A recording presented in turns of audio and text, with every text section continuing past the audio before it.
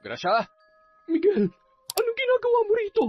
Di ba't sabi ko sa'yo, wag na wag ka munang pupunta rito sa bahay? Delikado! Baka may makakita sa... Bago ka magbunga nga dyan, tulungan mo muna ako. Ano ba nangyayari sa'yo? Hindi ko alam. Ang sakit ng buong katawan ko. Tingnan mo nga ang braso ko. Ang dami kong sugat. Nga paano yan? Kinamot mo ba? Kagabi pa kasi ako nangangati. Hindi na ako pinatulog kaya kinamot ko na lang ng kinamot. Tanga ka naman pala eh. Magsusugat talaga yan. Hindi mo ko naiintindihan. Tingnan mo mabuti ang mga sugat ko. Hindi ganyang kalala ang mangyayari sa simpleng pagkakamot lang. Kagabi lang ang mga sugat na yan pero may mga nana na agad. Ang baho naman. Ang lansa ng amoy ng mga sugat mo. Huwag kang maarte. Tulungan mo na ako. Hindi ko na kaya ang sakit kaya gumawa ka na ng paraan.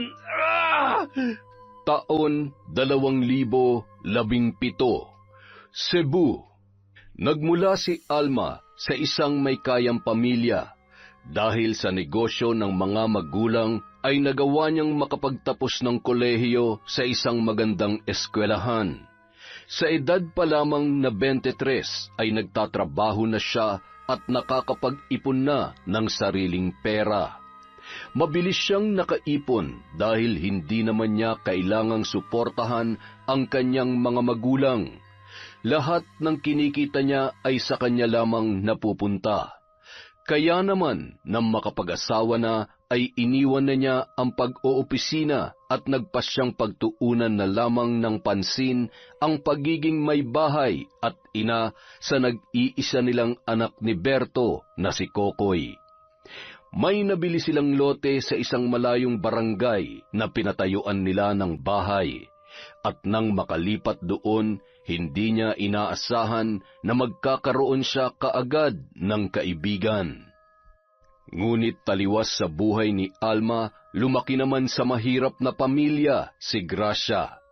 Biktima siya ng mga magulang na tamad magpaaral ng anak at gustong mag-asawa na lamang para mabawasan ang kanilang responsibilidad.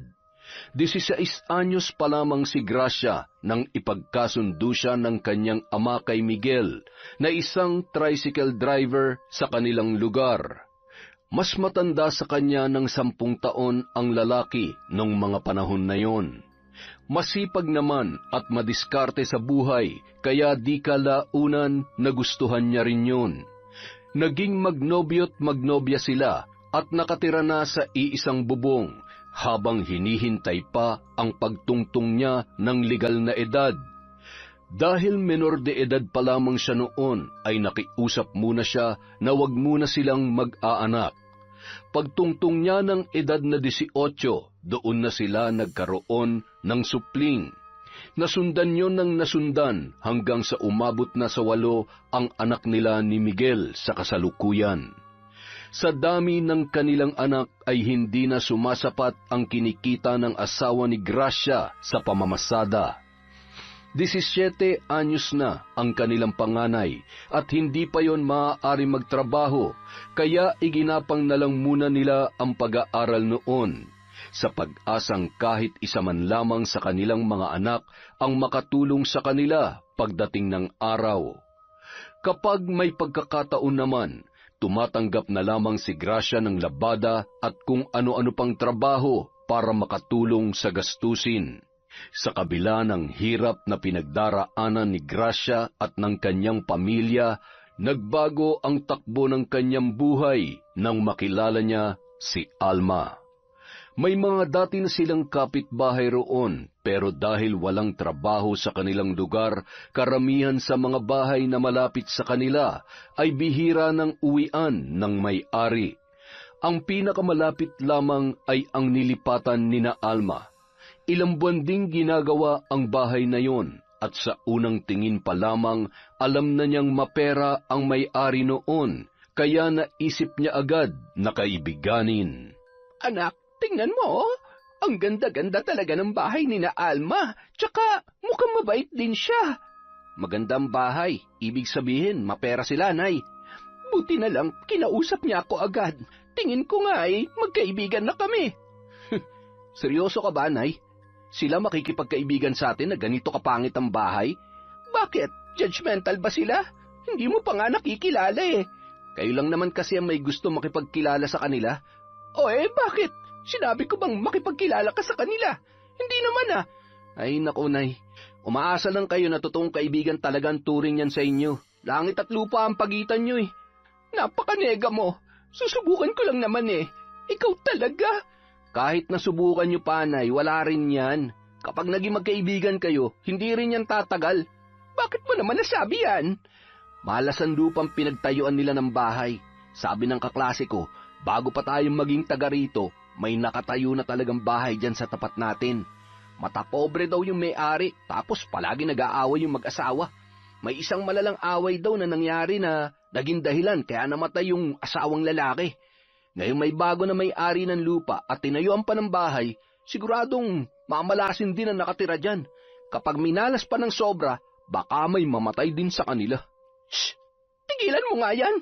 Kakalipat lang nila! Puro na agad kamalasan yung sinasabi mo!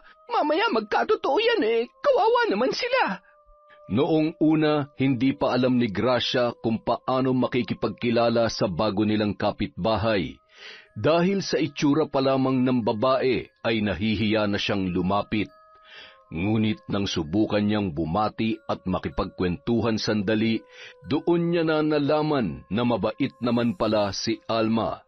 Nang malaman niyang naghahanap ng labandera ang babae ay agad siyang nagpresenta. Lingguhan ang bayad sa kanya at palagi ring may dagdag ang kanyang natatanggap dahil alam nito ang kanilang sitwasyon. Naging malapit ang loob niya kay Alma dahil sa kabutihang ipinapakita nito sa kanya. Hindi na siya nahihiyang magkwento tungkol sa kagipitan nila at sa mga napapadalas na away nilang mag-asawa. Hanggang sa namalayan na lamang niya na naging matalik na magkaibigan na silang dalawa. Likas na mabait at matulungin si Alma kaya hindi siya nakaramdam ng pagkailang kahit na kung tutuusin ay amo niya ang babae. May mga pagkakataon na nakakahiram pa siya ng pera tuwing nauubusan sila ng bigas o di kaya'y tuwing walang baon sa eskwela ang kanyang mga anak. Bukod kasi sa matumal na ang kita sa pamamasada ni Miguel ay napapadalas pa ang pag-inom noon, kaya lalo silang nahihirapan. Yun din ang madalas na pinagmumulan ng kanilang away. Anong oras ka na naman nakauwi? Saan ka ba galing, Miguel? Naimbitahan lang ako sa handaan. Birthday ng inaanak ko. Ano ba masama ron? Buti pa yung inaanak mo nagagawa mong paglaanan ng oras. Pero sa paghahanap buhay, hindi mo magawa. Miguel naman, wala na tayong bigas. Wala na ring pambaon sa eskwelahan ng mga bata. Hayaan mo silang pumasok ng walang baon. Ano magagawa natin kung wala tayong maibibigay sa kanila? Ang kapal naman ng mukha mo sabihin yan. Ikaw ang ama. Ginusto mo magkaroon tayo ng maraming anak. Tapos ngayon, mabigat na ang responsibilidad mo. Hahayaan mo na lang sila. Wala ka talagang kwenta. Ano ba, Gracia, napakaingay mo? Araw-araw na lang na tuwing uuwi ako, bunganga mo yan naririnig ko. Nakakarindi ka na. Maririndi ka talaga kung hindi mo aayusin ang pagsustento sa amin. Pangatawanan mo ang pagiging padre de pamilya mo rito nang hindi tayo lagi nag-aaway. Ano bang akala mo? Pinupulot ko lang ang pera sa kalsada? Namamasada naman ako, Gracia. Kung walang pasahero, di walang kita. Isa pa, hindi araw-araw malaki ang kinikita ko. Lalo na ngayong tag-ulan, kakaunti lang ang pasahero. Bakit hindi ka maghanap ng trabaho? Wala ka na lang ibang alam gawin kundi bungangaan ako? Bakit? Hindi pa ba trabahong pagtanggap ko ng labada kay Alma? Baka hindi mo alam, Miguel, kung ano-anong racket na lang ang pinapatos ko para kumita ng pera. Tapos ngayon, kung makapagsalita ka, parang wala akong naitutulong sa'yo. Ang kapal na mukha mo. Tumahimik ka na nga. Walang magagawa yung pagbubunganga mo sa problema natin. Buti sana kung nagiging perang bawat salita naggagaling dyan sa bibig mo. Baka sakaling yumaman pa tayo. Ay. Huwag kang mag-alala. Hahanap ako ng ibang mapagkakakitaan para naman makapagpahingan tenga ko sa kaingayan mo. Dapat lang. At kung maaari, huwag ka na rin mag-inom dahil nag-aaksaya ka lang ng pera sa alak.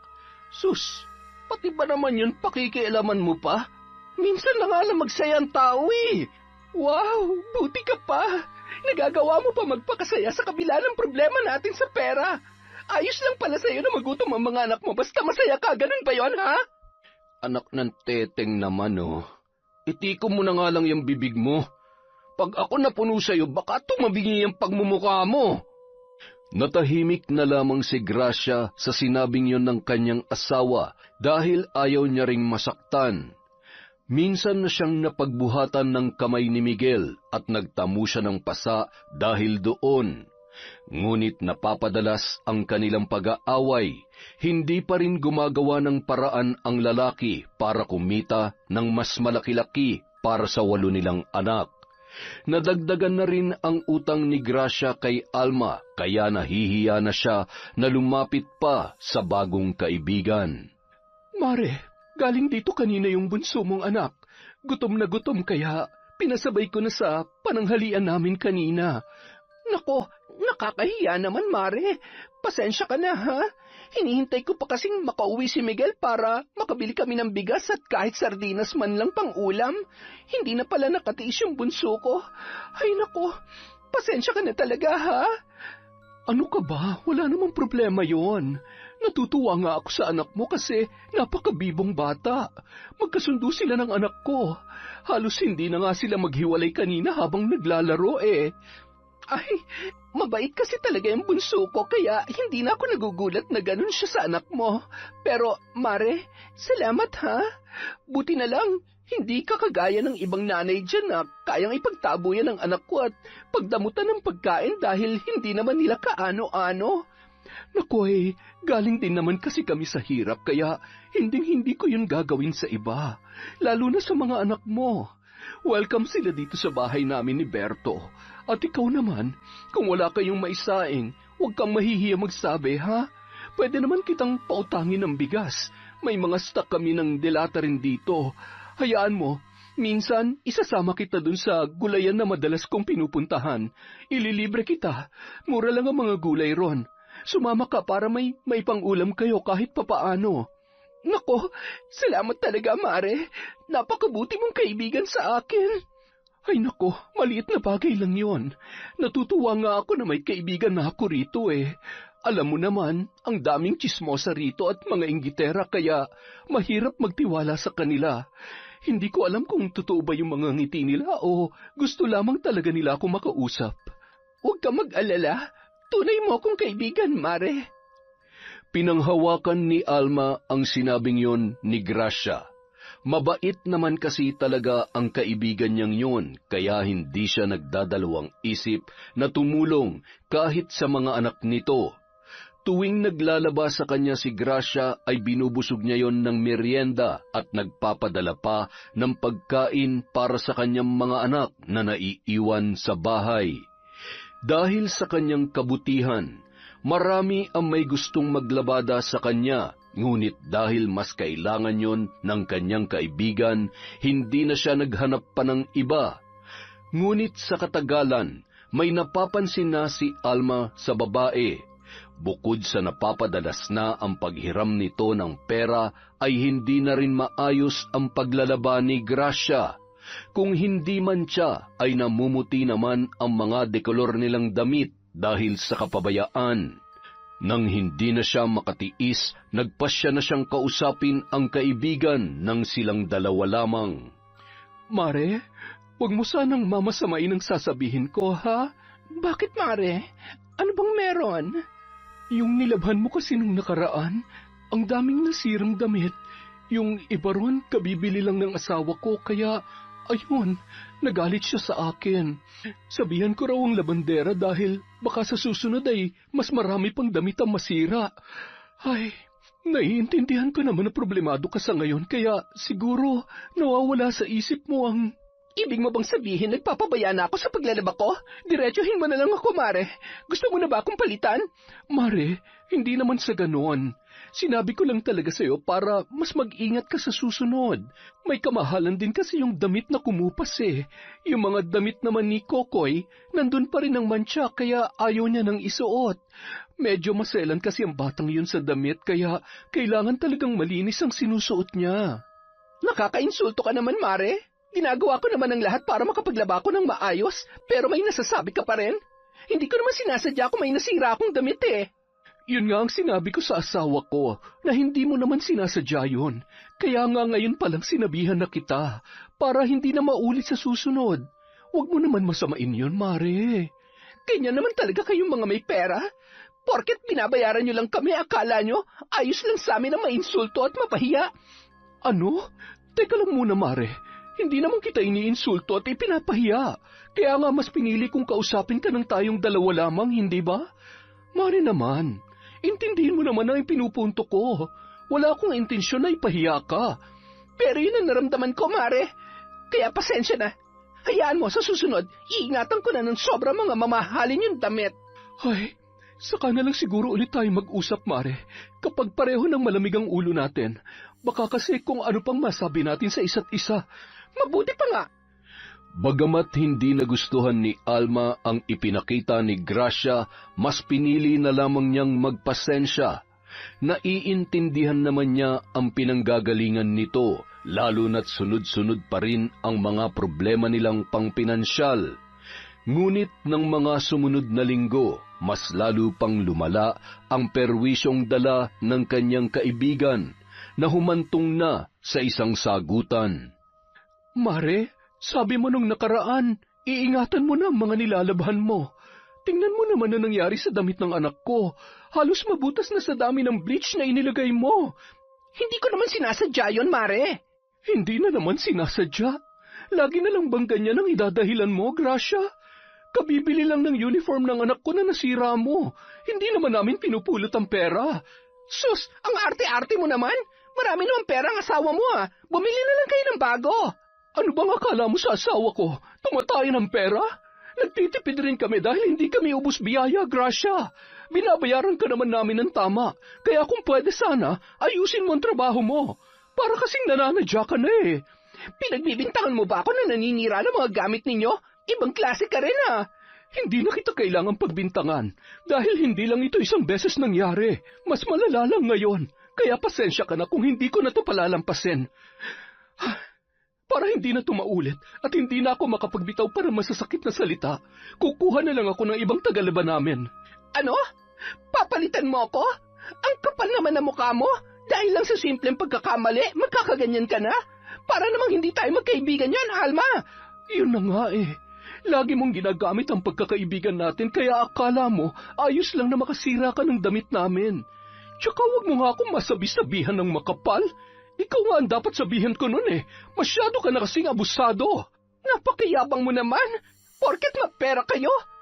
May pera kami dahil masipag kami mag-asawa. Pero kahit kailan, hindi kami nagyabang. Kung para sa'yo pagyayabang ang ginagawa ko, hindi ko na problema yon dahil ganyan ka mag-isip. At tinupad nga ni Alma ang kanyang sinabi. Napalitan si Gracia bilang labandera. Mula na magkaroon sila ng alitan ay hindi niya na pinapapunta pa ang kanyang mga anak sa kanilang kapitbahay. Hindi na rin sila nagpapansinan kahit madalas silang nagkikita o nagkakasalubong sa daan. Nabalitaan na lamang niya na may iba na itong labandera. Tuwing nakikita niya si Alma, mas lalong tumitindi ang inggit na kanyang nararamdaman. Lalo na tuwing nakikita niya itong bumibili ng mga bagong gamit. Hanggang isang araw, kinailangang bumiyahe ni Alma pauwi sa Negros dahil sa tiyahin niyang pumanaw na. Nagpaalam siya sa kanyang asawa na 1 linggo siyang mawawala. Pumayag naman si Berto. Iniwan niya ang anak na si Kokoy dahil hindi naman yon maaaring lumiban sa eskwelahan. Noong araw na paalis na siya, ay nahuli niya si Gracia na nakasilip sa bintana at nakatanaw sa kanya. Napailing na lamang ang babae nang maisip ang nasira nilang pagkakaibigan. Sino ba sinisilip mo dyan sa bintana? May pinagtataguan ka ba? Wala. Sino namang pagtataguan ko? Ibinalik mo lang yung tanong ko eh.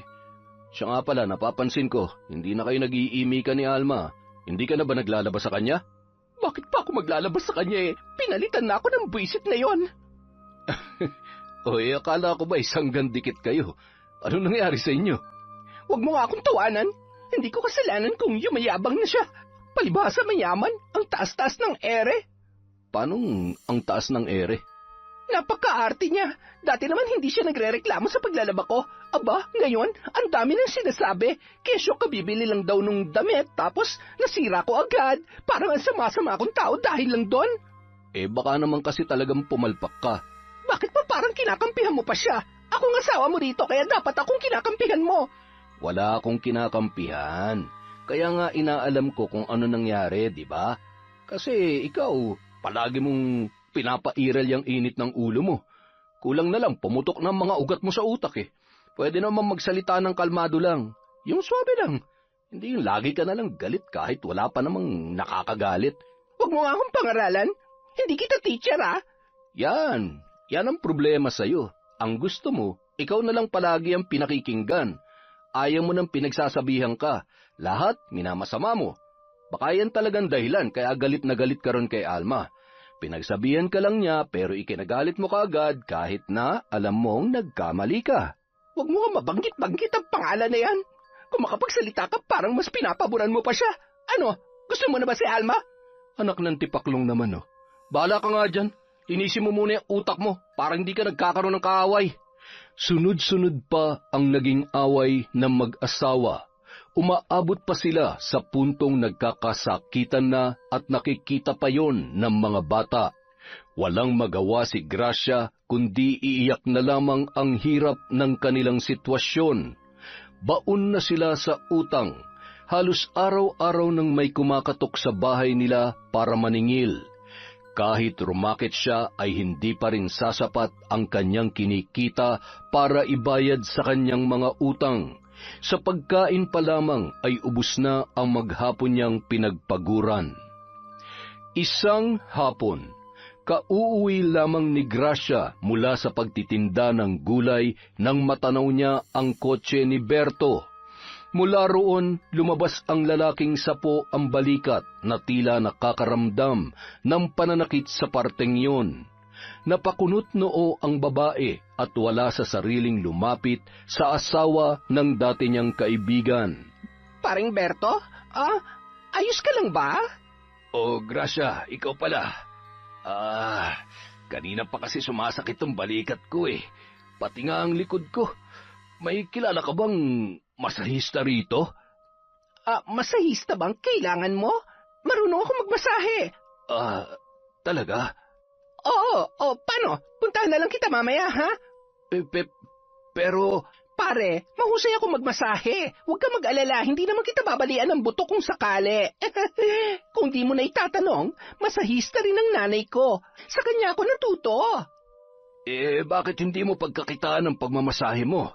Siguradong marami magpapamasahe sa iyo rito. Baka kasi magalit ang asawa ko eh. Medyo siloso yun eh. Nako, baka mamaya ay bigla na lang akong sugurin nun kung ikaw ang magmamasahe sa akin. Kilala ka naman ni Miguel, tsaka alam niya na magkaibigan kami ni Alma. Siya nga pala, nasabi niya sa akin na nagkakaproblema raw kayong dalawa. Ano ba kasing pinagmulan ang hindi niyo pagkakaintindihan? Si Alma naman kasi, grabe kung makapagsalita. Ay, nako, pag-usapan niyo na lang yan, kesa naman hayaan niyo na lang na masira ang pagkakaibigan ninyo. Gustong-gusto pa namang kalaro ni Coco yung bunso mong anak. Hindi na tuloy makapunta sa inyo dahil binabawalan na siya ng nanay niya. Wala pa ba dyan si Alma? Wala eh. 1 linggo siya sa Negros. Hihintayin muna niyang mailibing ang tiyahin niya bago siya bumalik dito. Ganun ba? Ay sige, pagdating niya kakausapin ko ulit siya para magkaayos na kami. Basta ako na magmamasahe sa'yo pare ha. Pasensya ka na. Kailangan ko lang kasing rumakit ngayon kaya hindi ko mapalampas ang pagkakataong ito. Sige. Ikaw ang bahala, basta hindi ako susugurin ng asawa mo, ha? Walang kaso sa akin yun.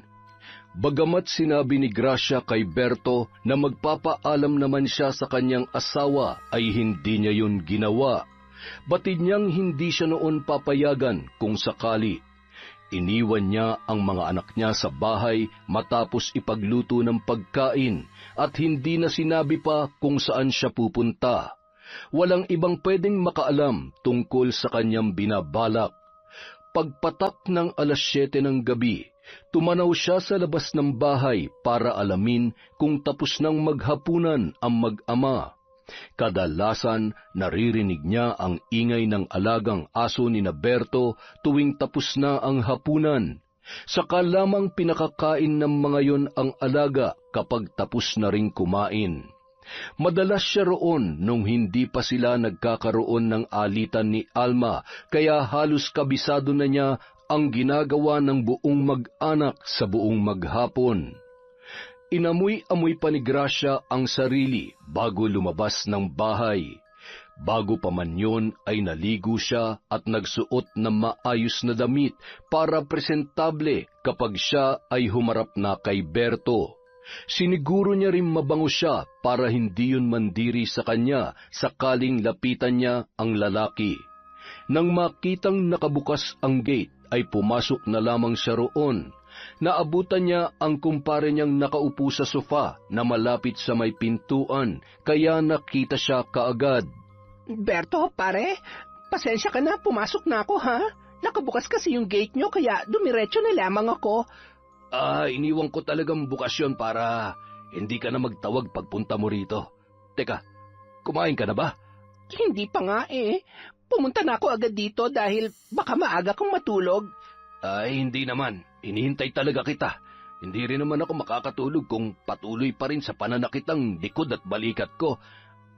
Matanong ko lang, magkasama ba kayo ng anak mo sa kwarto? Hindi. May sarili siyang kwarto rito at kahit wala ang nanay niya, doon pa rin siya natutulog. Ganun ba? Teka, saan ba tayo? Sa kwarto niyo na lang ni Alma? Oo, para kahit makatulog na ako ron ayos lang. Alam mo, mas maganda kung iinom ka muna ng konti bago kita imasahe. Hindi pwede. May trabaho pa ako bukas eh. Konti lang para mas mapasarap ang tulog mo. Huwag ka mag-alala. Kapag nakatulog ka, isasara ko na lang ang pinto at gate nyo pag uwi ko. Sige. Matagal-tagal na rin naman akong hindi nakakainom. Sayang naman yung pinalamig kong alak sa ref. Nagpresenta si Gracia na siya na lamang ang kukuha ng alak para makainom din siya ng libre.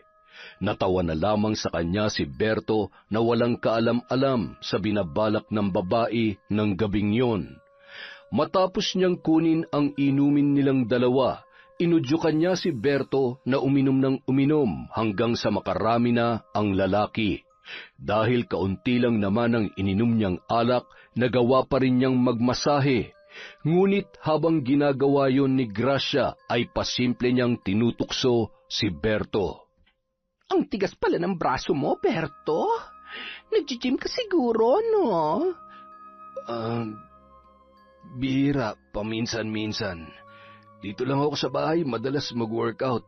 Kahit naman kasi tumatanda na mas maganda pa rin nag-aalaga ng katawan. Ay, buti ka pa. Naiisip mo pa rin alagaan ang sarili mo. Sa bagay, pareho naman kayo ni Mare. Maalaga rin siya sa katawan kaya hindi halata sa kanya ang edad niya. Siya nga nagsasabi sa akin na palagi kami mag-ehersisyo eh. Isa nga yun sa mga nagustuhan ko sa kanya nun eh. Kahit pagod na siya sa trabaho, nagagawa pang alagaan na mabuti ang katawan niya. Hindi ko naman tinatanong. May sinasabi ka ba, Mare? Wala. Sabi ko, napakalambing mo naman pala talaga sa asawa mo. Siyempre naman, kahit nung wala pa kaming anak, malambing na talaga kami sa isa't isa. Ang swerte naman ni Mare sa iyo. Swerte rin naman ang asawa mo sa iyo Siya lang ang maswerte sa akin, pero ako, minalas yata sa napangasawa ko. Bakit naman? Mabait naman si paring Miguel Nakikita ko na masipag siyang mamasada. Pero hanggang ngayon, gipit na gipit pa rin kami.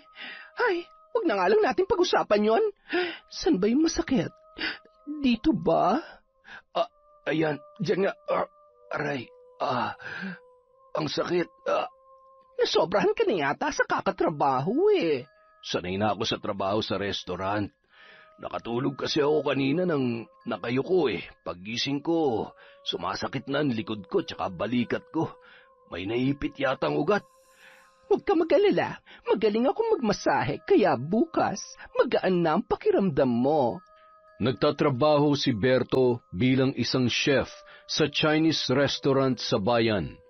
Malaki ang sweldo roon kaya nasusustentuhan talaga ng lalaki ang kanyang asawa at nag-iisang anak. Dahil doon, mas tumindi ang inggit na nararamdaman ni Gracia kay Alma. Nang gabing yun, sinamantala niya na maraming nainom si Berto para maisagawa niya ang kanyang plano. Nang makatulog ang lalaki, tinabihan niya yon at niyakap hanggang sa makatulog na rin siya. Kinaumagahan, nagising na lamang si Gracia nang marinig niya ang boses ng dalawang lalaking nag-aaway sa labas ng kwarto. Kaagad na nanlaki ang kanyang mga mata nang makilala ang boses ng asawa niyang si Miguel. Hayop ka? Akala ko napakatino mong tao, ahas ka pala. Sinamantala mo ang pangangailangan ng asawa ko. Nagkakamali ka, pare. Minasahin niya lang ako kagabi. Nagbayad pa nga ako eh. Huwag mo nga ako mapari-pare. Hindi tayo magkaibigan. Tsaka hindi masahista ang asawa ko. Pero sabi niya, marunong siya magmasahe. Siya nag-alok ng serbisyo sa akin at hindi ko siya pinilit. Sinungaling! Pare, ang mabuti pa siguro, yung asawa mo na lang ang tanungin mo. Wala akong balak makipag-away sa'yo dahil nagsasabi ako ng totoo. Pumunta siya rito kagabi, bandang 7:00. Pinilit niya pa nga akong uminom para mas mapasarap daw ang tulog ko dahil masakit ang likod at balikat ko. Ay, pare naman, mahal na mahal ko ang asawa ko kaya wag mo sana akong pag-isipan ng masama. Hindi kita pag-iisipan ng masama kung pinauwi mo ang asawa ko. Pare, nakatulog na nga ako kagabi. Hindi ko na namalayan kung umuwi na ba siya. Basta, bago ako matulog, inabutan ko na siya ng perang bayad sa pagmamasahe niya. Paggising ko, doon ko lang nalaman na natulog pala siya sa tabi ko. Tapos narinig na lang kita na nagwawala sa labas. Kung gusto mo, pare, pumasok ka ngayon sa kwarto para malaman mo nagsasabi ako ng totoo. Si Gracia nang tanungin mo. At para sa ikapapayapa ng isip mo, ipamedical natin siya para mapatunayang hindi ko siya ginalaw at wala nangyari sa amin. At bakit naman ako maniniwala sa'yo? Pinagsamantalahan mo ang asawa ko, yun ang totoo. Dahil hindi pinaniwalaan ni Miguel ang mga sinabi ni Berto, mas tumindi pa ang galit niya sa lalaki. Nagdilim ang kanyang paningin ng mga sandaling yun. Akala ng kaalitan niya, sumuko na siya sa pakikipagtalo kaya lumabas siya ng bahay. Ngunit hindi inaasahan ni Berto nang bumalik siya na may dalang itak. Sa labis na pagkagulat ay hindi na yun nakalaban pa sa kanyang ginawa. Pinagtataga niya ang katawan ng kaawa-awang kapitbahay. Walang nakarinig sa mga sigaw ng lalaki, maliban sa anak nitong natulala na lamang nang makita ang kanyang ginagawa. Doon naman napalabas ng silid ang kinakabahan na si Grace. Nagimbal siya sa ginawa ng kanyang asawa. Kaagad niyang inawat si Miguel bago pa matuluyan si Berto. Kritikal ang lalaki nang dalhin sa ospital. Ipinaliwanag niya sa asawa ang totoong nangyari para maisisi niya ang nangyari sa asawa ni Alma. Bakit hindi mo sinabi agad? Bakit? Tinanong mo ba ako? Paano kita tatanungin kung ang sarap-sarap ng tulog mo sa tabi ng gagong yon? Dahan-dahan ka nga sa pananalita mo. Sa inyong dalawa, ikaw ang gago. Muntik mo na mapatay si Berto Hindi yun mangyayari kung hindi dahil sa'yo. Bakit doon ka natulog? Sana pinigilan mo ang antok mo. Ilang hakbang lang ang lalakarin mo, Gracia. Pero kinatamaran mo pa. Tingnan mo tuloy ang nangyari. Hindi sana ako nakipag-away kay Berto. Desisyon mong makipag-away sa kanya, kaya wag mo ako masisisisi. Kung nakipag-usap ka lang sana ng mahinahon, wala sana masasaktan. Nagpaliwanag na nga yung tao Ang problema, sarado yung maliit mong utak. Di ikaw na matalino. Kunwari ka pa. Halata namang gusto mo yung Bertong yun. Yan ang problema sa iyo Kahit wala namang dapat ikaselos, ginagawan mo pa rin ang dahilan para maikagalit ka sa akin. Anong gagawin mo ngayon, ha? Sigurado ako na anumang oras, may darating na lang na pulis dito para hulihin ka. Wala tayong perang pampiyansa. Pwes, gawin mo ng paraan yan. Total, ikaw naman ang dahilan kung bakit nangyari ang lahat ng to. Dahil sa pumalpak na plano ni Gracia, mas lalo pang lumala ang lahat. Hindi niya alam kung paano haharapin ang mga panibagong problema sa kanilang buhay. Lalo na nang makauwi na si Alma at nalamang hindi pa nagkakamalay ang kanyang asawang nasa ospital. Ang anak naman nitong si Kokoy ay hindi pa rin makausap. Gayunpaman, nakarating sa kanya ang report tungkol sa taong nanaga at muntik nang makapatay kay Berto. Pagkagaling sa ospital ay kaagad niyang pinuntahan ang bahay ni Gracia para kumprontahin si Miguel. Miguel, lumabas ka dyan! Harapin mo akong hayop ka! Alma, bakit nagsisisigaw ka dyan? Magtatanong ka pa kung bakit? Huwag ka na magbaang-maangan sa krimeng ginawa niya. Ilabas mo ang asawa mo. Aba, hindi ko akalain na palengkera ka rin pala. Nung una, kala mo kung sino kang hindi makabasag pinggan. Pero tingnan mo ngayon ang itsura mo. Wala ka na rin pinagkaiba sa mga eskandalosang taga dito. Hindi ako mag-eskandalo rito kung hindi magtatago ang asawa mo. Hindi nagtatago ang asawa ko. Wala siya rito dahil namamasada siya ng tricycle. Siya ang hinahanap mo, di ba? Eh di sundan mo rin sa kalsada. Hanapin mo, baka sakali magkita kayo. Ibang klase ka rin talaga, no? Alam mo ng kriminal ang asawa mo pero pinoprotektahan mo pa rin. Sa bagay, hindi naman ay nakakagulat sa isang kagaya mo mapagsamantala. Anong sinabi mo? Bakit? Hindi ba totoo? Kulang na nga lang ay hingin mo lahat sa akin na maayos pang pagkakaibigan natin. Hindi nga ako nagreklamo dahil naaawa ako sa iyo eh. Kahit na ang totoo, abusado ka na. Kulang na nga lang sa bahay ka na rin namin tumira. Kain ka ng kain at wala kang pakialam kahit magutom ang mga anak mo. Basta hindi kumakalaman sikmura mo. Wag mong husga ng pagiging ina ko sa mga anak ko. Wala kang alam sa mga pinagdadaanan at sakripisyo ko para sa kanila. Siguro nga, wala talaga akong alam. Pero sa ginawa mo, hindi ka nagiging mabuting ina sa kanila. Sa tingin mo ba pasasalamatan kanila kapag nalaman nilang nagtatago ka ng isang kriminal? Wag mong idadamay sa usapang to, mga anak ko! Kahit hindi ko sila idamay, apektado na sila sa problemang ginawa ng asawa mo.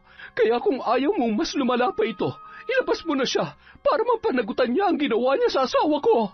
Hindi ako papayag na walang managot sa nangyari kay Berto. Wala pa rin siyang malay hanggang ngayon dahil kay Miguel. Ano ba kasi pinagmula ng away nila? Sigurado ako may alam ka kaya magsalita ka, Gracia. Wala akong sasabihin dahil wala akong alam sa sinasabi mo. Kung ako sa'yo, pumasok ka na dyan sa bahay niyo. Tingnan mo nga yung anak mo, oh. Namumutla na. Mukhang takot na dahil sa kakasigaw mo.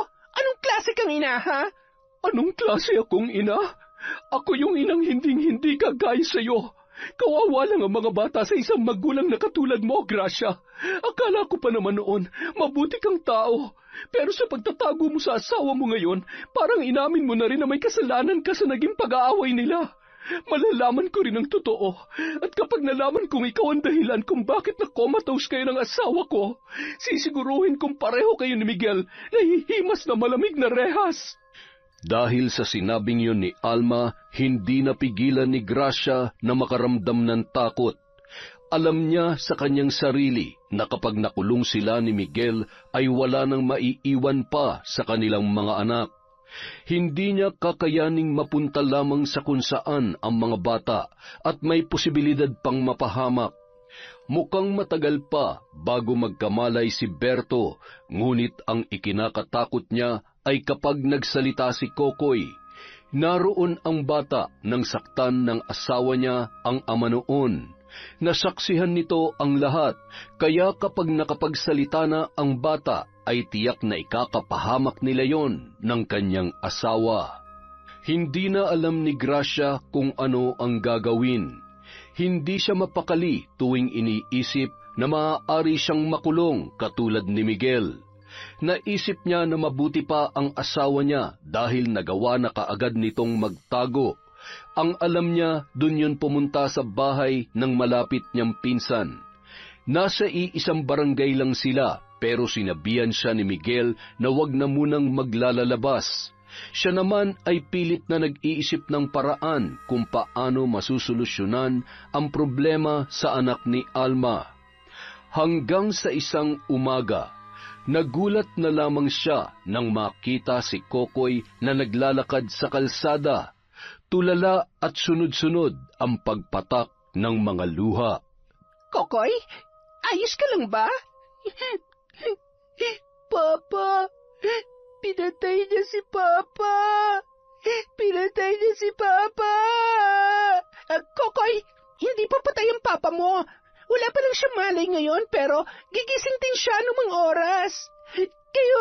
Kayo ang pumatay sa kanya. Pinatay niyo ang papa ko. Masama kayong tao. Kokoy, ano ba sinasabi mo? Hindi kami ang pumatay sa papa mo. Tinulungan nga namin siya, di ba? Dinala namin siya sa ospital. Nakita mo yon? Makinig ka sa akin. Wala kang nakita. Hindi yun totoo. Pinatay niyo ang papa ko. Isusumbong ko kayo kay mama. Isusumbong ko rin kayo sa mga pulis. Hindi. Hindi mo gagawin yon. Isusumbong. Siwan mo ako. Hindi ka na makakauwi sa inyo. Halika, sumama ka sa akin. Walang nagawa ang panlalaban ni Kokoy dahil higit na mas malakas si Gracia. Tinakpan niya ang bibig ng bata para walang makarinig sa pagsigaw nito. Dinala niya si Kokoy sa abandonadong kapilya na malapit na sa kasukalan para makasigurong wala nang makakarinig pa sa kanila kahit magsisigaw pa ang kanyang kasama. Hinubad niya ang damit ng bata saka ipinasok sa bibig nito para hindi na yun makasigaw. Pinunit niya ang laylayan ng kanyang bestida para gawing panali sa mga kamay noon para hindi niya magawang alisin ang kanyang busal sa bibig. Dahil wala namang ibang lalabasan sa kapilya maliban sa 2 pinto roon, ay hindi na niya iginapos pa si Kokoy. Nakakatayo at nakakapaglakad pa rin ang bata sa loob ng kapilya, ngunit hindi nito magagawang humawak ng kahit ano dahil sa mga kamay na tinalian ni Gracia. Isinara ng babae ang pintuan. Naghanap siya ng maaaring ipanali sa labas nito para hindi makatakas si Kokoy. Nagtagumpay naman siyang ikandado na maigi ang magkabilang pinto ng kapilya, kaya hindi na siya gaanong nag-alala nang iwan doon ang kaawa-awang anak ni Alma. Pawisan si Gracia nang makarating sa kanilang bahay. Nagtaka ang anak niyang si Sandro nang makitang punit na laylayan ng kanyang bestida at ang buhok niyang bahagyang nagulo dahil sa ginawa kani-kanina lamang. Nay, anong nangyari sa inyo? Mukha kayong ginahasa sa itsura niyo ah. Ano? Hoy, yung bibig mo, Sandro ah. Manalamin nga kayo para makita niyo yung itsura niyo, Nay. Alam kong gusgusin ang itsura ko. Naghahanap kasi ako ng dahon ng ampalayang ligaw kanina para may ulam tayo mamayang tanghali. Di na kailangan, Nay. Nangutang na kami ng sardinas sa tindahan. Ano? Nangutang na naman kayo? Alam ko kasing nahihiya na kayong mangutang doon kaya ako nang gumawa. Ayos ba, Nay? Galing ko, di ba? Buisit ka talaga, Sandro. Si Nanay naman, no? Nga pala, galing dito kanina si Tita Alma. Hinahanap si Kokoy. Tinatanong niya kung pumunta raw ba dito. Kanina pa kasi niya hinahanap eh. Si Kokoy? Malay ko ba kung nasa ng batang yon? Palibasa kasi hindi niya pinagsasabihan ng anak niya kaya nilalayasan lang siya. Nagpanggap na lamang si Gracia na walang alam sa kinaroroonan ng bata dahil hindi rin naman niya gugustuhing ipahamak ang kanyang sarili. Pagsapit ng hating gabi, naghanda na siya ng pagkaing ihahatid sa kanyang asawa na si Miguel. Bakit pumunta ka pa rito? Paano kung nasundan ka? Nagrereklamo ka pa? Ikaw na nga hinatira ng pagkain. Akala mo ba ganun kadali magdesisyon na puntahan ka dito? Alam ko namang posible ako masundan kaya nag-ingat ako. Kumusta yung bahay? Ayos naman, kaya lang may konting problema eh. Ano nangyari? Magsasalita na yung anak ni Alma, si Kokoy. Ano? Hindi pwede, Gracia. Sigurado makukulong tayong dalawa dahil nandun ka nung gawin ko yun kay Berto. Alam ko, kaya ginawan ko na ng paraan. Ha? Anong ginawa mo? Ikinulong ko siya sa lumang kapilya. Sigurado mababaliw ang batang yun doon. At pag nagkataon, hindi na siya paniniwalaan sa kahit na ano pang sabihin niya. Tanga, paano kung mamatay yun doon? Bahala na. Hindi ko na alam ang gagawin ko, Miguel eh. Bakit? Kung ikaw ba nasa sitwasyon ko, hindi mo gagawin yon? Sa bagay, ang mahalaga, walang nakakita sa iyo at walang makakakita sa kanya ron habang buhay pa siya. Samantala, halos masiraan na ng bait si Alma ng gabing yon sa kakahanap sa anak niyang si Kokoy. Hating gabi na, pero naglalakad pa rin siya sa may kalsada sa pagbabaka sakaling makikita roon ang kanyang anak. Hapong-hapo na siyang napasandal sa katawan ng punong mangga para magpahinga sandali. Nagnilid ang kanyang mga luha habang paulit-ulit na sinasambit ang pangalan ni Kokoy. Kokoy! Kokoy! Kokoy ko! Nasaan ka na ba? Magpakita ka na kay Mama. Pagod na ako. Diyos ko, tulungan niyo po ako mahanap si Kokoy. Huwag niyo po sanang hayaan na mapahamak siya sa kamay ng masasamang loob. Ilang sandali pa, nakarinig siya ng kaluskos sa di kalayuan. Napakunot ang noo niya at naningkit ang kanyang mga mata nang matanaw ang anino ng isang batang tumatakbo papalayo. Tinanglawan niya yon nang dala niyang flashlight para makasiguro. Bata ba yun? Kokoy! Kokoy, anak! Ngunit hindi yun huminto sa pagtakbo. Bagamat nangangalay na ang mga tuhod, sinundan niya pa rin ang nakitang anino hanggang sa dalhin siya ng kanyang mga paa sa lumang kapilya. Napahinto siya at nagtatakang pinagmasdan ang kapilyang halos mabalot na ng mga gumagapang na damo. Sa pagkakaalam niya ay pinagbabawalan ng pumasok doon ang lahat dahil baka pinamamahayan na ng ahas ang loob. Sa takot na matuklaw ng ahas ay nagpasya na lamang siyang umalis. Ngunit nang akmang hahakbang na siya pabalik, may nakaagaw ng kanyang pansin. Napakunot ang noo niya nang makita ang tila sinirang kandado sa pinto ng kapilya na napalitan ng may kalumaang lubid. May tao kaya sa loob? May tao ba dyan? Kokoy! Nandyan ka ba, anak? Ngunit walang sinuman ang sumagot sa kanya. Hindi maunawaan ni Alma kung bakit biglang nag-iba ang kanyang pakiramdam nung mga sandaling yon. Tila kung anong may nagtutulak sa kanya na buksan ang pinto ng kapilya. Dahil doon, sinikap niyang kalagin ang taling nakapulupot hanggang sa tuluyan niya nang mabuksan ang pintuan. Kaagad niyang dinampot ang flashlight, saka tinanglawan ang loob noon. Ilang sandali pa. Kokoy! Kokoy, anak ko! Diyos ko! Sinong gumawa nito sa'yo? Kokoy, anak, gumising ka! Nandito na si Mama! Gising na, anak! Tila binuhusan ng malamig na tubig at sinasaksak ng libo-libong patalim si Alma nang damhin ang pulso ni Kokoy. Wala na ang kaisa-isa niyang anak. Nanginginig ang kamay na tinanggal niya ang sarili nitong damit na ginawang busal sa bibig ng bata.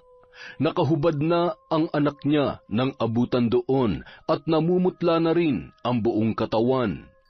Nang magsagawa ng otopsiya sa pagkamatay ni Kokoy, nalaman ni Alma na inatake sa puso ang anak niyang may claustrophobia. Noon pa man, takot na sa kulong na lugar ang kanyang anak. At kapag nakakaramdam yon ng matinding takot, may posibilidad na atakihin siya sa puso. Walang patid ang mga luha niya habang pinagmamasdan ang bangkay ng batang nagbigay ng saya at kulay sa buhay nilang mag-asawa. Kahit anong gawin ni Alma, hindi na maibabalik pa ang buhay ni Kokoy. Ngunit hindi ibig sabihin noon ay wala na siyang pwedeng gawin para mabigyan ng hustisya ang pagkamatay ng bata. Bukod sa kanyang asawa ay tanging si Kokoy lamang ang nakakaalam ng tunay na pangyayari sa bahay nila nang mawala siya roon. Kaya isa lamang ang pinaghihinalaan niyang gumawa noon sa kanyang anak. Isa lamang ang may motibong patahimikin ang isang inosenteng bata na kailanman ay hindi magsisinungaling sa nasaksihan nito ng araw na yon. Dahil alam niyang nagtatago pa si Miguel, kailangan niyang gumawa ng paraan para mapalabas ang lalaki. Buhay ang kinuha nila sa akin. Sisiguruhin kong buhay rin ang magiging kabayaran sa ginawa nila sa anak ko. Dala ng matinding galit, naikuyom na lamang ni Alma ang kanyang kamao. Matapos ayusin ang magiging burol ng kanyang anak, pansamantala muna siyang umuwi sa kanilang bahay.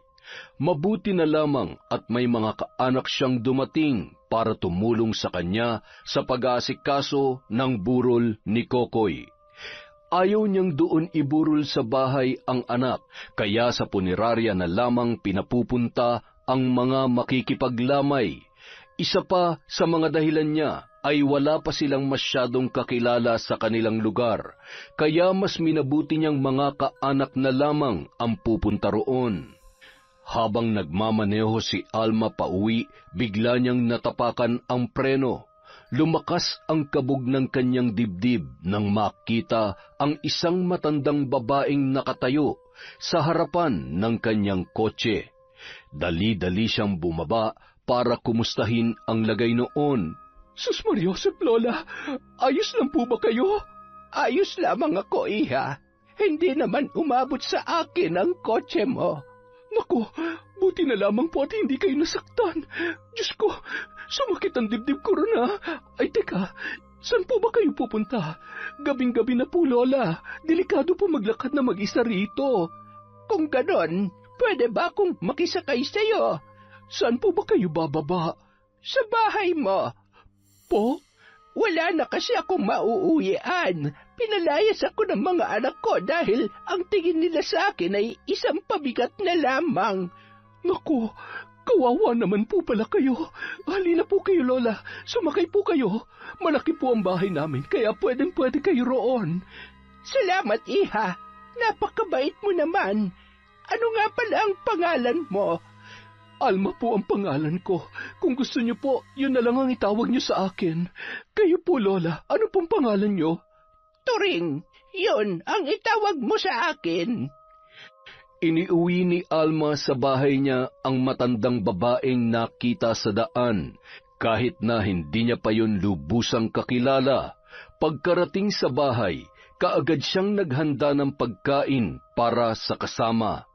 Habang nag-aasikaso sa kusina, dumako ang tingin niya kay Lola Turing, na tahimik lamang na nakaupo sa sala habang pinagmamasdan ang kanilang bahay.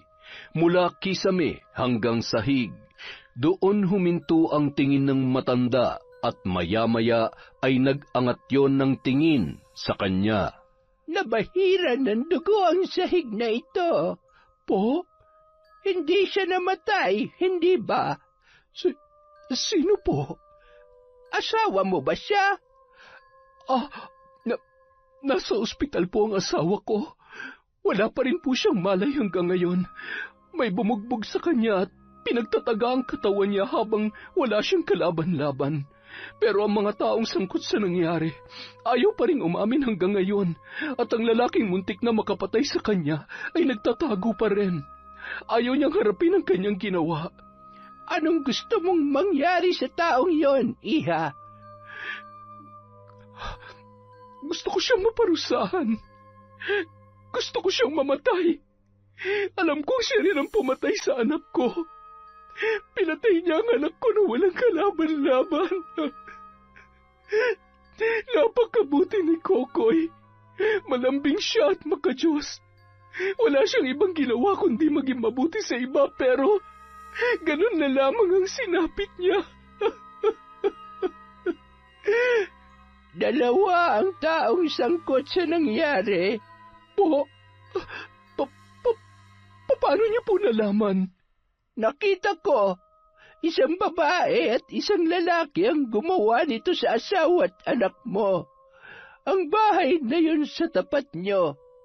Masyado yung mabigat. Ibig niyo po bang sabihin, sila talaga may kinalaman sa nangyari kay Berto at kay Kokoy? Nakita niyo po ba si Miguel nung pumasok siya rito sa bahay namin? Si Gracia po, nandito po ba siya nung araw na yon? Sino po sa kanila ang pumatay sa anak ko? Lola, sabihin niyo po sa akin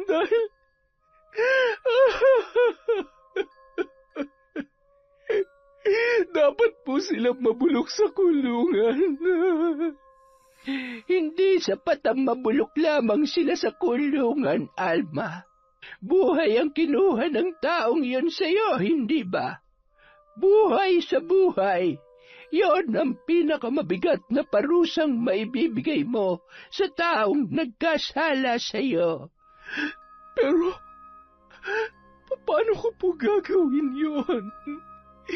Sa pamamagitan ng itim na mahika, matutulungan kita, ngunit kailangan buo ang loob mo at wala ka ni katiting na pagsisisi sa mangyayari.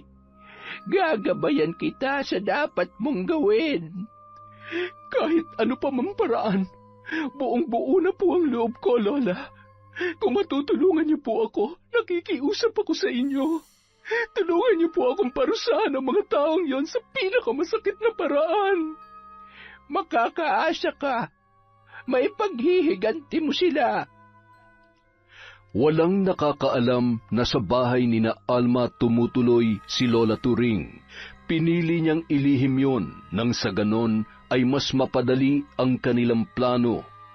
Inutusan siya ng matanda na magtirik ng kandila palibot sa isang simbolong iginuhit niya sa sahig. Nang magsimula na ang pag-oorasyon ni Lola Turing, sinundan niya rin ang bawat salitang binibigkas ng matanda. Maya-maya pa, nanlaki ang kanyang mga mata nang makita ang mga ipis na gumagapang sa sahig. Titili na sana siya, ngunit kaagad niyang napansin na iisa lamang ang direksyong pinupuntahan ng mga yon. Lahat ng ipis ay patungo sa nakaguhit na simbolo. Ilang sandali pa, napigil ni Alma ang kanyang paghinga nang mabuo ang isang imahe ng tao. Lumakas ang kabog ng kanyang dibdib at muling tumindi ang galit na kanyang nararamdaman. Si Gracia ang imaheng nabuo roon. Nung mga sandaling yun, sigurado na siya kung sino ang salarin sa pagkamatay ng kanyang anak. Sa nangyari sa asawa niya, malinaw na sa kanya na si Miguel ang may kagagawan noon. Ang nanatili lamang na katanungan ay kung ano ang tunay na dahilan, at malalaman niya lamang yon sa taong itinuturing niyang kaibigan.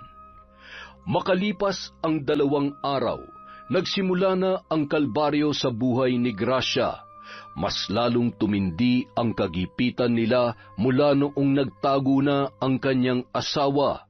Kaya naman, nang alukin siya ng ibang kaanak na ampunin na lamang ang mga nakababatang anak nila ni Miguel, ay hindi na siya tumanggi pa.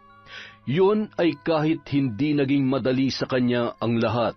Nangako naman siya sa mga anak na babalikan niya ang mga yon kapag maayos na ang lahat. Kahit na ang totoo ay hindi niya alam kung kailan pa yon o kung posible pa nga ba na yon ay mangyari.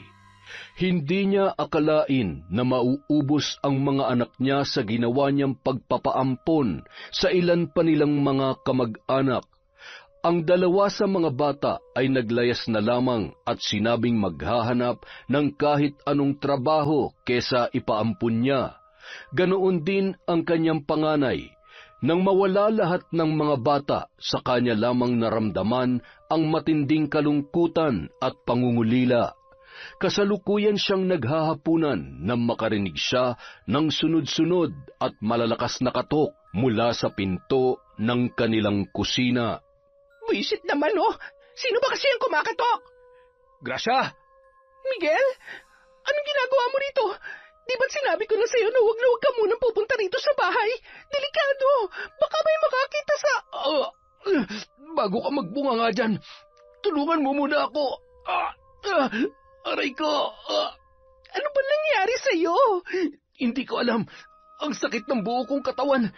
Tingnan mo mga braso ko. Ang dami kong mga sugat. Na paano yan? Kinamot mo ba? Kagabi pa kasi ako nangangati.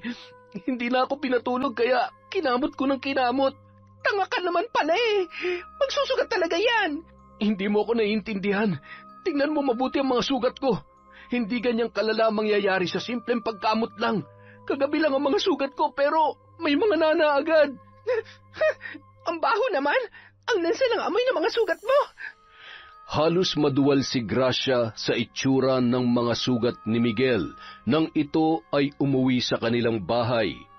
Pagpasok pa lamang ng pinto ay nabuwal na sa sahig ang kanyang asawa, dala ng matinding panghihina.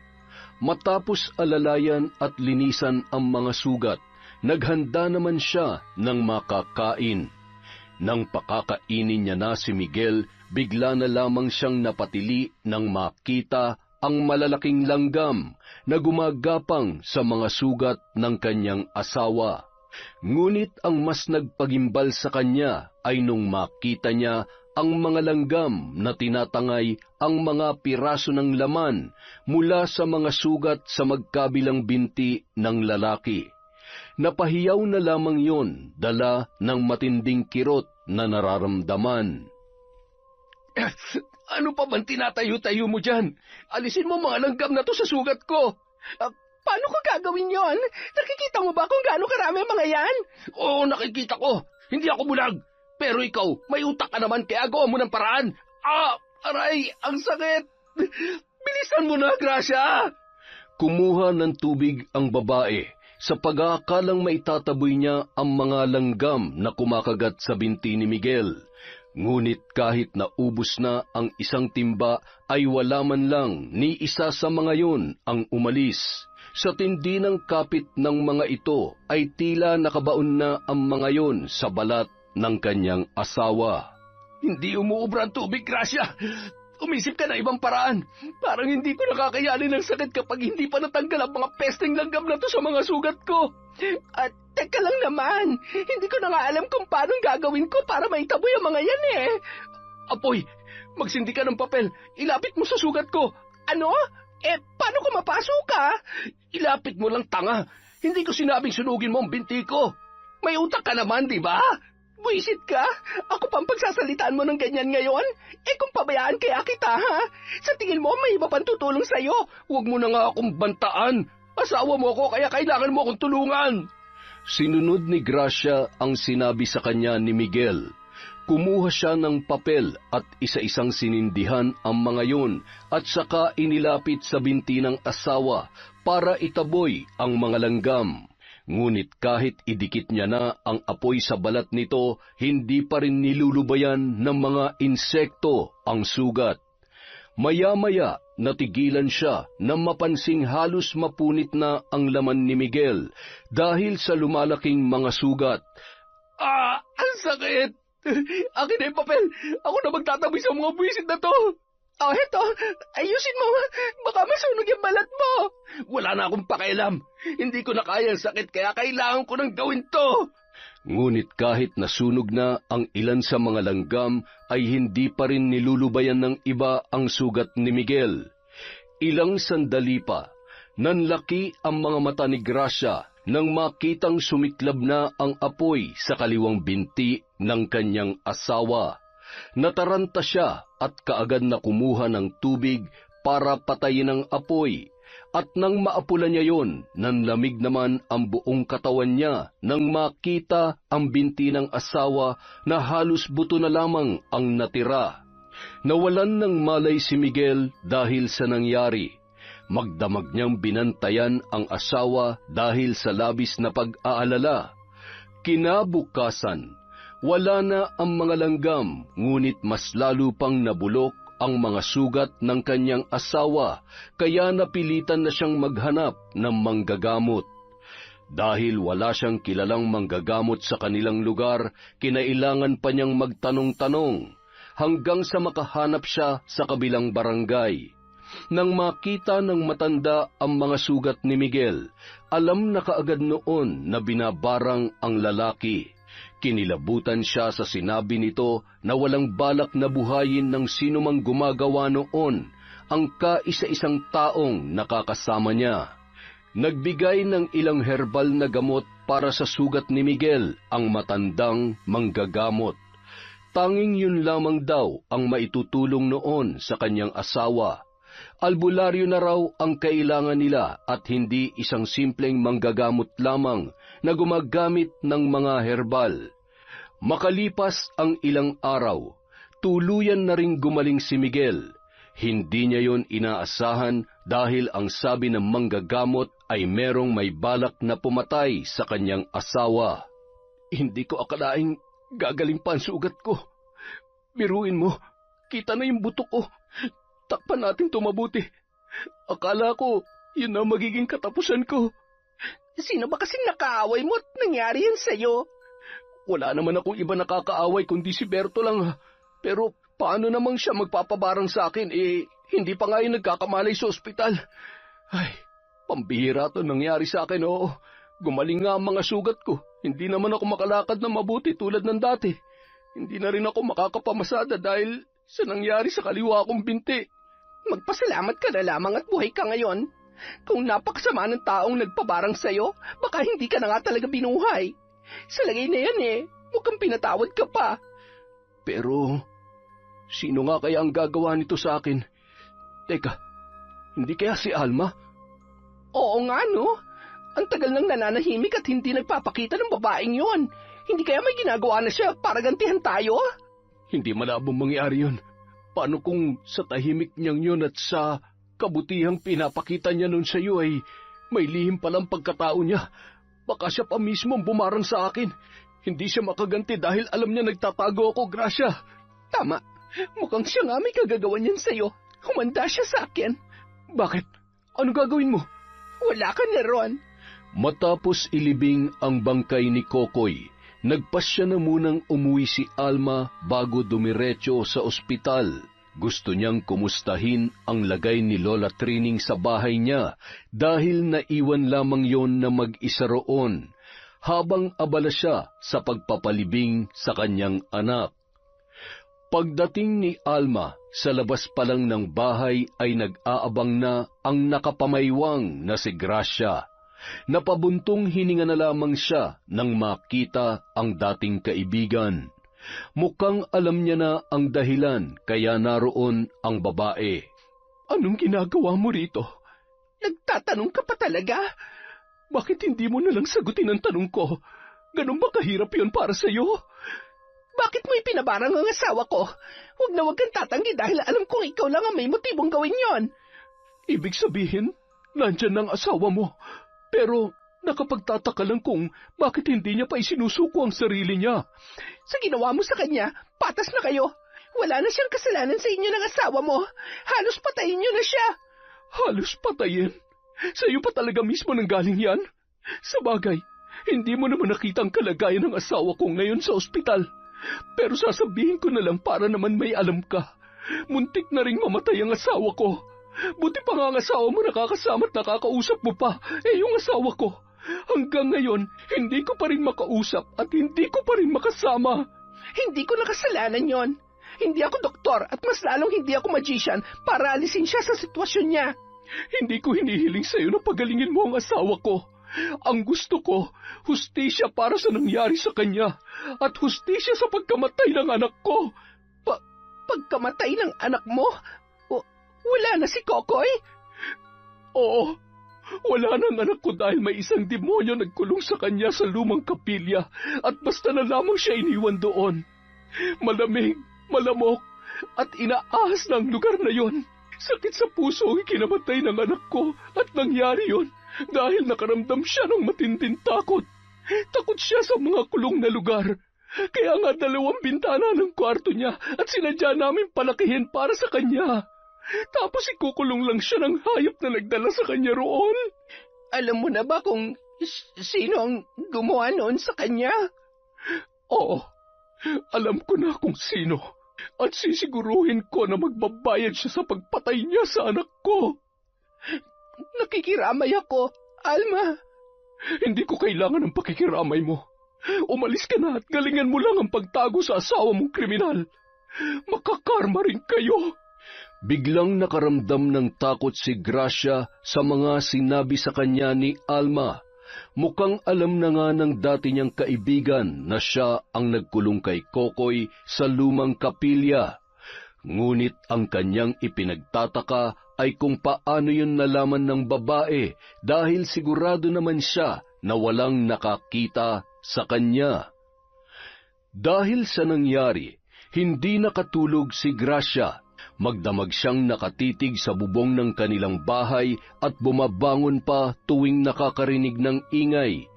Ilang sandali pa, napalingon siya sa pinto ng kanilang silid nang may mapansin siya na tila dumaan doon. May tao ba dyan? Ngunit walang sino man ang sumagot sa kanya. Napilitan siyang bumangon at lumabas ng kanyang kwarto. Pagdating sa may kusina, nanlaki ang kanyang mga mata nang makita ang bulto ng isang batang nakatalikod. Sa pag-aakalang yon ang kanyang bunsong anak ay lumapit siya para hawakan ito sa balikat. Ngunit nang ilang hakbang na lamang ang layo nila ay bigla na lamang nawala ang bata. Halos nalibot na niya ang buong bahay pero wala naman siyang nakita roon. Ilang sandali pa, nakaramdam siya ng matinding pagkauhaw. Kumuha siya ng tubig at kaagad na nilagok ang laman ng baso. Kauubos niya lang noon nang muli na naman siyang nakaramdam ng panunuyo ng lalamunan. Sunod-sunod ang naging paglagok niya ng tubig hanggang sa naramdaman niya na lamang ang unti-unting paglaki ng kanyang tiyan. Habang hinihimas niya ang tiyan, muntik na siyang mapasigaw nang bigla na lamang lumitaw sa harapan niya ang isang matanda. Mahaba ang namumuting buhok noon na halos umabot na hanggang sakong. Sino ka? Paano ka nakapasok dito? Pagbabayaran mo ang ginawa mong kasalanan. Buhay ang kinuha mo, kaya buhay rin ang babawiin sa'yo. Magsasalita pa sana si Gracia nang bigla na lamang nawala ang matanda sa kanyang harapan. Ni hindi niya alam kung saan yun nanggaling, ngunit naging mas malaking palaisipan sa kanya ang sinabi nito na buhay rin ang babawiin sa kanya. Sa hindi malamang dahilan, bigla na lamang siyang kinilabutan. Samantala, kausap naman ni Alma sa bahay si Lola Turing ng gabing yon. Naabutan niya ang matanda na naroon pa rin sa sala at tila wala pang balak matulog. Lola, bakit gising pa po kayo? Hindi naman ako natutulog, iha. Mukhang natuto na kayo magbiro, Lola. Ay siya nga pala, hindi po ba kayo kumakain? Wala po kasing bawas sa mga pagkain sa ref. Nakakatampo kayo, ha? Kahit nung unang dating nyo rito, ayaw nyo rin kumain. Ay, wag mo na lamang akong pansinin. Ay, teka, bakit nagbago ang desisyon mo tungkol sa lalaking muntik nang makapatay sa asawa mo? Hindi niya naman napatay ang asawa ko, kaya gusto ko rin maging patas sa kanya. Pero kahit na hindi ko siya hinayaang mamatay, sisiguruhin ko pa rin makukulong siya. Pagdurusahan niya ang ginawa niya sa loob ng kulungan. Ang ginawa niya kay Berto. Nire-respeto ko ang desisyon mo. Ngunit paano ang babaeng pumatay sa anak mo? Gusto ko pong ipatikim sa kanya ang matinding paghihirap hanggang sa matapos ang buhay niya. Ang anak ko ang dapat nabubuhay ngayon at hindi isang kagaya ni Gracia. Mangyayari ang kamatayan niya sa mismong lugar kung saan niya iniwan ang anak ko. Kinabukasan, nagising na lamang si Gracia na nangangati ang buong katawan. Hindi pa man niya na imumulat ang kanyang mga mata ay dama niya na ang matigas na bagay sa kanyang likuran. Nanuot din sa ilong niya ang masangsang na amoy na agad na nagpadilat sa kanyang mga mata. Ano yung amoy na yon? Nang ilibot niya ang paningin sa kanyang kinaroroonan, ay kaagad na nanlaki ang kanyang mga mata. Tumambad sa kanya ang mga nakalawit na damo sa butas-butas na bubong. Nakahiga siya sa marumi at bitak-bitak na sahig. Napakurap-kurap pa siya. Pamilyar ang lugar na yon sa kanya. Teka, wala ako sa bahay namin, ha? Paano ka napunta rito? Nang tumayo si Gracia, sinubukan niyang buksan ang pinto ng lumang kapilya. Sa kanya lamang napagtanto na nakakulong nga siya sa loob noon. Paulit-ulit niya yung sinipa hanggang sa tuluyan ng nasira. Nakalabas siya ng kapilya at nakabalik na sa kanilang bahay, ngunit hanggang sa pagkakataong yun ay wala pa siyang kaide-ideya kung paano siya napunta sa kanyang pinanggalingan. Sigurado ka bang hindi ako umalis ng bahay kagabi? Paano ka naman makakalabas ng bahay kagabi? Pumasok ka dito sa kwarto na busog ng tubig. Paghiga mo sa tabi ko, nakatulog ka na kaagad, kaya paano nangyaring nagising ka na lang sa lumang kapilya? Baka naman nananaginip ka lang. Nakikita mo ba tong maliliit na dahong sumabit sa buhok ko? At itong mga duming dumikit sa damit ko? Lahat ng to ay dahil nagising ako sa maruming sahig doon. Hindi kita niloloko. At mas lalong hindi ako nananaginip lang. Hindi kaya naglakad ka ng tulog? Ako? Maglalakad ng tulog? Imposible. Hindi pa yun nangyari sa akin sa tanang buhay ko. Ay nako, sumasakit ng ulo ko sa kakaisip kung ano nangyari sa'yo. Maghanda ka na lang kaya ng pagkain. Mamaya na, maliligo muna ako. Kanina pa ako nangangati eh. Tingnan mo atong braso ko, namamantal na. Sandali. Patingin nga ulit niyang braso mo. Bakit? Anak ng... Ganyan na ganyan din nagsimula ang mga sugat ko. Kinamot ko ng kinamot kaya lumaki hanggang sa mabulok kinabukasan.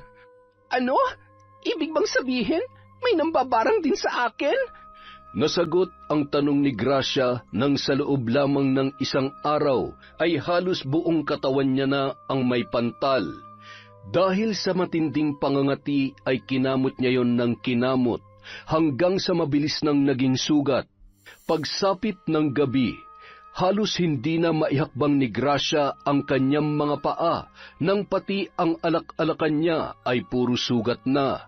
Sa kabila ng hapding nararamdaman, pinilit niya pa ring makatulog para hindi na gaanong mahirapan sa unti-unting ipinaparanas sa kanya ni Alma. Kinabukasan, muling ikinagulat ni Gracia ang paggising niya sa loob ng kapilya. Ngunit sa pagkakataong yun, hindi na nakasara ang pinto, kaya madali na lamang siyang nakalabas. Ang hindi niya lang maunawaan ay kung paano siya muling napunta roon. Doon na siya nagduda na marahil ay totoo nga ang sinasabi ni Miguel na naglalakad siya ng tulog. Pagbalik niya sa kanilang bahay, sumalubong sa kanya ang matinding katahimikan. Hinanap niya sa buong bahay si Miguel pero hindi na niya natagpuan ang kanyang asawa. Ilang sandali lamang ay biglang bumukas ang pinto at tumambad sa kanya ang malungkot na anak na si Sandro. Anak, ano nangyari? Nasaan ang tatay mo? Nay, galing ako rito kanina para kumustahin kayo pero biglang dumating ang mga pulis at dinakip si tatay. Nakakulong na po siya ngayon. Anong gagawin natin, Nay? Anak, wala naman tayong mapagkukunan ng ipampipiansa sa kanya. Isa pa, hayaan na natin siyang panagutan ng ginawa niya kay Berto bago pa lumala ang mga nangyayari. Bakit, Nay? Ano po ba nangyayari? Wala, anak. Anong wala, Nay? Ano yung mga sugat sa katawan niyo? Wala ito. Huwag mo na lamang pansinin. Dala ng matinding kahihiyan, mas pinili ni Gracia na ilihim na lamang sa anak ang tunay na nangyayari. Ngunit dahil sa kalagayan niya, lumiban na muna sa trabaho si Sandro para bantayan siya at tulungan sa bahay. Natuwa siya sa nakitang pagbabago ng kanyang anak. Mukhang natuto na ang panganay niya na maging responsable sa buhay mula nang kumita na ng sariling pera. Kinagabihan, maagang natulog si Gracia nang makaramdam ng matinding panghihina. Hindi niya na maigalaw ang kanyang mga braso na tila namimigat na dahil sa naglalakihang mga sugat doon. Nang makita niya ang refleksyon niya sa salamin, ay natakot siya sa itsura nang makita ang mga mata niya na halos lumuwa na. Pinilit niyang matulog, kaya lamang nagsabay-sabay ang pagkirot ng kanyang mga sugat. Makalipas ang ilang sandali, naramdaman niya na tila may gumagalaw sa mga braso niya. Dahil madilim, hindi niya makita kung ano yon. Naputulan na sila ng kuryente, kaya tanging kandila na lamang ang nagsisilbing ilaw nila sa bahay. Agad niyang kinalabit ang kanyang anak. Ngunit kahit anong gawin niya ay tila hindi siya nito naririnig. Inulit niya ang paggising kay Sandro, pero mahimbing pa rin ang pagkakatulog ng binata. Ilang sandali pa, nanlamig ang buong katawan ni Gracia nang maramdaman ang kung anong maliliit na bagay na gumagapang sa buo niyang katawan. Nang kapain niya yon, napatili siya ng mapagtantong mga uod yon. Inuuod na ang buo niyang katawan habang nakaratay sa kama at hindi na magawang tumayo. Sinundan pa yon ng matinding pananakit ng kanyang tiyan. Sa sakit na nararamdaman, halos panawan na siya ng ulirat. Hindi pa man siya nakakabawi sa matinding kirot. Nakaramdam naman siya ng mabigat na bagay na lumapat sa kanyang leeg. Humigpit yon ng humigpit na tila siya ay sinasakal. Sinubukan niyang sumigaw, ngunit wala nang lumalabas na tinig sa kanyang bibig. Nagngilid na lamang ang mga luha habang inuusal niya ang mga salitang patawad. Kaya lamang ay huli na ang lahat. Kinaumagahan, napabalita sa buong barangay ang bangkay ni Gracia na natagpuan sa lumang kapilya. Naging usap-usapan ang kalunos-lunos na kalagayan ng babae. Ang hinala ng iba, binarang si Gracia.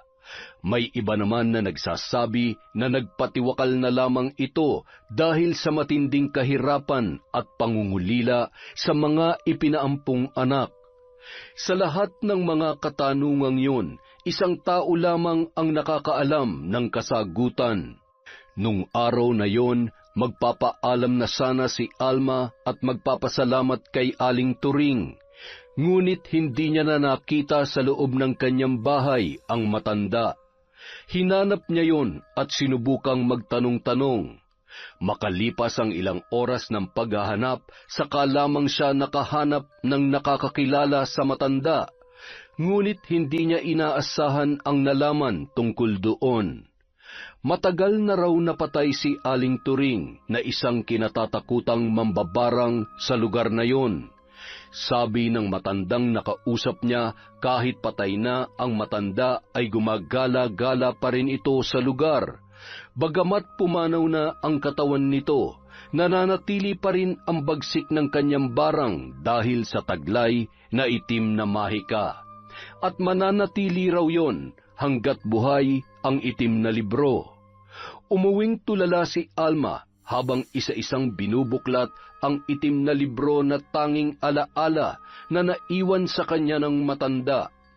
Nalulungkot siya dahil hindi man lamang niya napasalamatan si Aling Turing. Itinago niya ang libro at nangako na yon ay iingatan. Ipinagdasal niya rin na hindi niya na kakailanganin pang buklatin ang librong yon dahil ayaw niya nang magkaroon pa ng panibagong dahilan para maghiganti. Sa awa ng Diyos, nagising na rin ang asawa niyang si Berto makalipas ang ilang buwan. Ngunit sa kabila ng mga nangyari, nakulong man si Miguel at napagbayaran na rin ni Gracia ang kanyang ginawa sa anak ni Alma.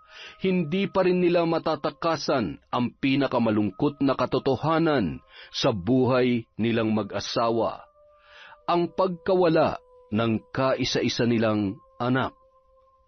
Yon! Ang ganda na naman ng kwento natin. Sa susunod na po ulit ang shoutout. Maglilista lang po tayo, parang weteng lang. Maraming salamat sa walang sawang pagsuporta sa Kwentong Enteng.